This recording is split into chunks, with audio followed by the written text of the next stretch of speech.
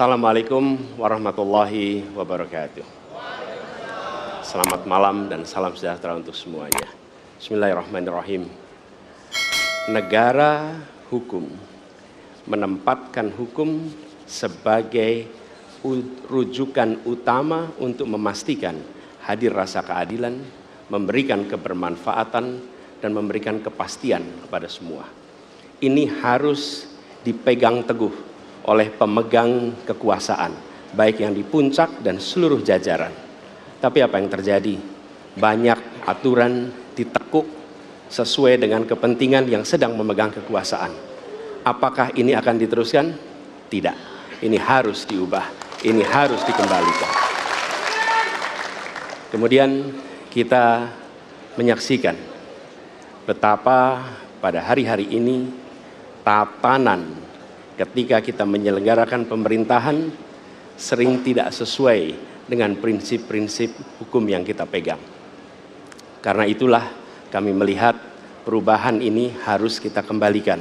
Negara ini adalah negara hukum, bukan negara kekuasaan.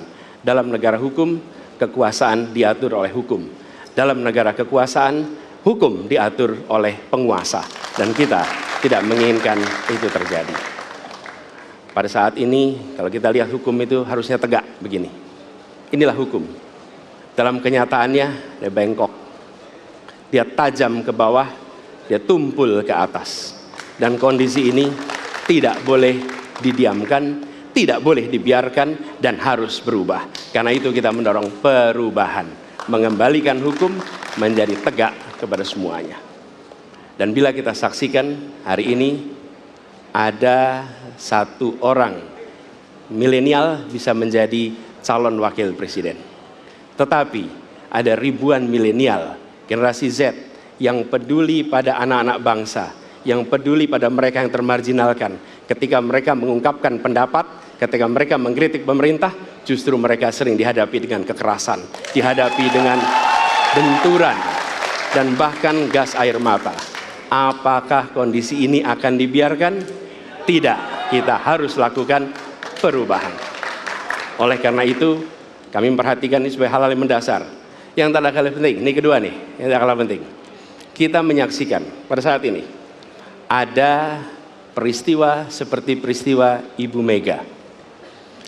Ibu Mega Suryani Dewi, seorang ibu rumah tangga yang mengalami kekerasan rumah tangga, lapor pada negara, tidak diperhatikan, dan dia meninggal korban kekerasan. Apakah akan dibiarkan? Tidak, ini harus diubah.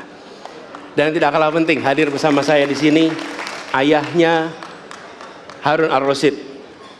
Harun Ar-Rasyid adalah anak yang meninggal, pendukung Pak Prabowo di Pilpres 2019 yang menuntut keadilan pada saat itu.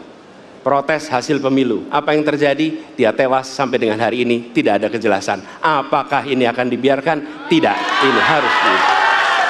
Karena itu, kami mendedikasikan diri, hadir untuk memberikan komitmen bahwa dari puncak sampai ke bawah, kami akan tegakkan hukum pada siapa saja. Kami kembalikan marwah kehidupan bernegara yang menempatkan hukum sebagai tempat yang paling tinggi. Dan ketentuan itu berlaku kepada semua, termasuk ketika menyangkut urusan ASN, menyangkut urusan TNI dan Polri. Terima kasih. Assalamualaikum warahmatullahi wabarakatuh.